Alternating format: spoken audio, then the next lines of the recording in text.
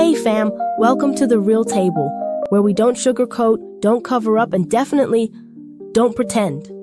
Yeah, if you're looking for soft takes or scripted headlines, this is not the podcast. We're here to speak truth, no matter how hard it hits. We're your hosts. I'm Nia.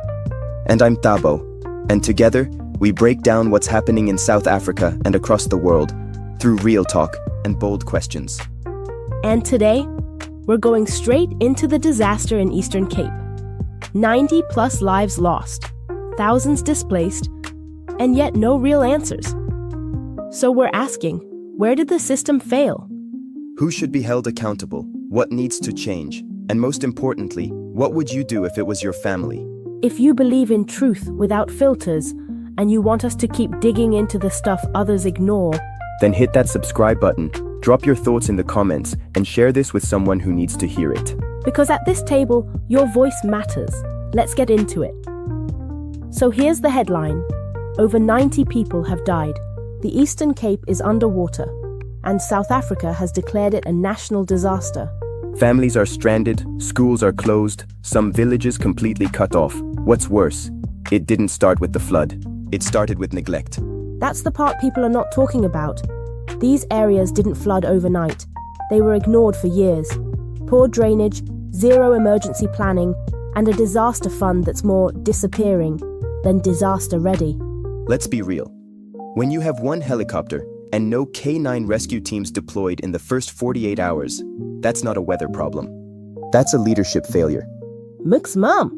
They always wait for tragedy before they react. But by then, how many lives are already lost? Why are rural areas always treated like the last priority? And the Minister of COGTA came out only after 70 plus people had already died. I mean, does this sound like an emergency response to you? This is where I want to turn to you, our viewers.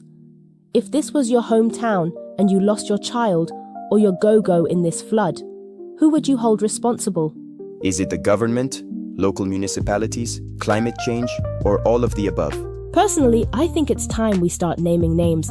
We can't be afraid anymore. People are dying while leaders are just issuing statements. We don't just want to complain here. We want change. So let's ask, what needs to happen next? 1. Set up an independent disaster response unit. No more political delays. 2. Invest in early warning systems. 3. Long-term planning for climate resilience. And number 4, accountability. Real consequences for failure, not just speeches and hashtags. Fam, if this story made you pause for a second, then let your voice be heard. Drop a comment. What would you do if this was your community? Who do you think is failing South Africa right now?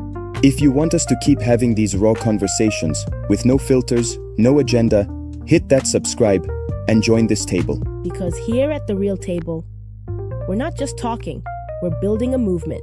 Now let's hear your voice.